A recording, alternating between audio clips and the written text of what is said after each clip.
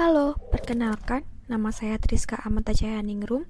Saya akan menjelaskan tentang analisis biaya manfaat dan investasi pemerintah. Saya akan menjelaskan bersama teman saya, Satria Agung Wijaya dan Roshidatul Faras. Politikus dan masyarakat mengharapkan pemerintahan dijalankan seperti bisnis. Mereka berpendapat, mekanisme bisnis dapat mengurangi manajemen yang buruk dan kegagalan pemerintahan. Namun, bisnis dan pemerintahan adalah dua hal yang berbeda. Pemerintahan tidak dijalankan untuk mencari keuntungan. Pemerintahan juga tidak memiliki pesaing seperti pada kegiatan berbisnis. Selain itu, proyek-proyek yang dijalankan oleh pemerintah lebih cenderung bertujuan untuk memenuhi ambisi politikus, sehingga tidak menerapkan sumber daya yang efisien. Pemerintah membangun infrastruktur adalah salah satu bentuk investasi dalam melayani kebutuhan masyarakat. Pembangunan memang memakan waktu yang lama, tapi hasilnya juga bisa dimanfaatkan dalam jangka yang panjang. Dikarenakan hasil investasi ini tidak dapat diperjualbelikan, jadi kita tidak tahu berapa besar biaya manfaat dari pembangunan infrastruktur tersebut. Sehingga kita memerlukan cara untuk memperkirakan berapa biaya manfaat yang dihasilkan oleh pemerintah. Proses penganggaran dimulai pada bulan Februari. Awalnya, Presiden mengusulkan proposal anggaran kepada Kongres.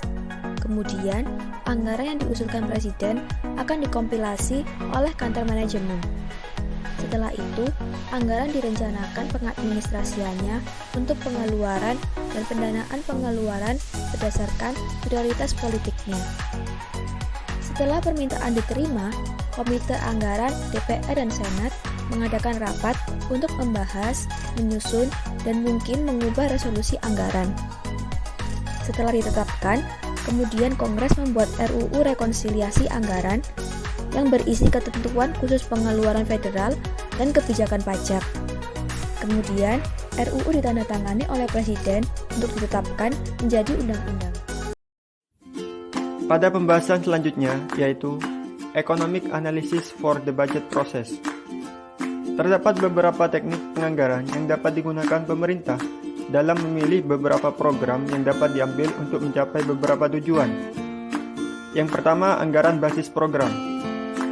Merupakan sistem untuk mengelola pengeluaran pemerintah dengan mencoba membandingkan proposal program dari semua lembaga pemerintah yang berwenang untuk mencapai tujuan yang sama. Yang kedua, analisis efektivitas biaya. Merupakan teknik untuk menentukan kombinasi biaya minimum dari program pemerintah untuk mencapai tujuan tertentu. Dan yang ketiga, anggaran incremental.